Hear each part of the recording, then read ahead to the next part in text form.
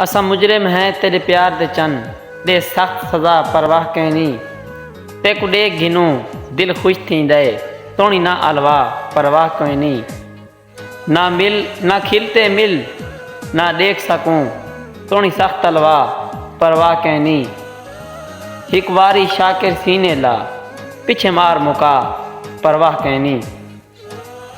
ते इंदी नज़र नाल दूजा भी है पिया कि तेरा कंड करके लंघ वंजना चन ए प्यार नहीं खुद गर्जी है लखा हुजता तरले कीते हिम निवी सुनदा मेरी अर्जी है जिती प्यार दे विच ही काप इवें जिमें काप करेंदा दर्जी है तेरे लेख हिच अमजद आ गए हैं बता जी में रोल तेरी मर्जी है। तो दोस्तों मेरे YouTube चैनल को भी सब्सक्राइब ज़रूर करे सोचा तो वीडियो को ज़्यादा से ज़्यादा लाइक करे सो शेयर करे सो और वीडियो तले कमेंट भी करे सो। दोस्तों थोड़ी सपोर्ट की ज़रूरत है, मेहरबानी करके सपोर्ट करे सो।